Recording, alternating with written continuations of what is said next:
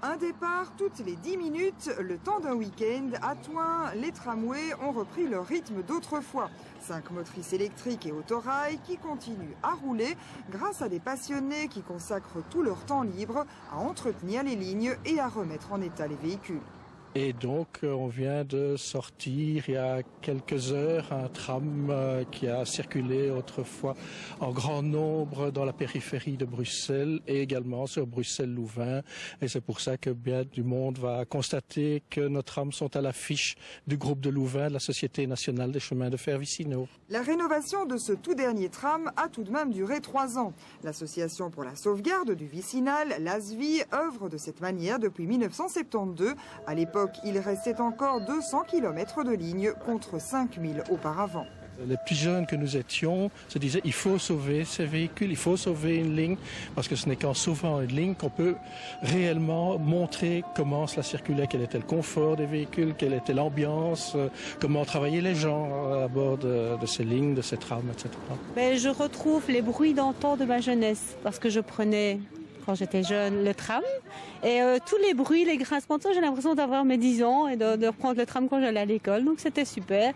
Et je pense que pour les enfants, c'est une très bonne expérience aussi de voir un peu ce qui se faisait avant. William Bogaerts est membre fondateur de cette association. Dans sa prime jeunesse, il a conduit des trams à Bruxelles pour passer ensuite à des trams touristiques. C'est un rêve d'enfant de conduire les trams et ici on peut le réaliser. Il y a un plaisir de conduire un véhicule sur rail oui, on ne sait pas bien expliquer ça.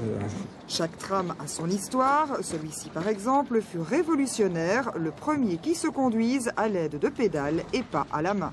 Le principe a été conçu aux États-Unis en 1937 déjà. Il a évolué tout au long des années et il a été importé en Belgique en 1947-49. Et là, les Belges ont construit ce principe, ce type de tram pour livrer d'abord aux vicinaux qui ont acheté 24 ou 25 de ces véhicules-ci, et puis Bruxelles, Anvers, Gand. Et puis voilà. En fait, nous avons la concession d'une ligne anciennement vicinale qui va de Thoin à Lobbes, même Lobbes-Bonnier. La possibilité ultérieurement de suivre le Ravel 109 jusqu'à Bième-sous-Thoin. Outre le développement des activités ici sur le site de Thoin-Ouest où se trouve notre musée, où se trouve notre atelier, où nous pouvons exposer le matériel.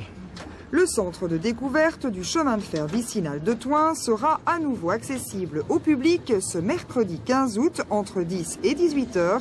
Un voyage dans le temps qui vaut le déplacement.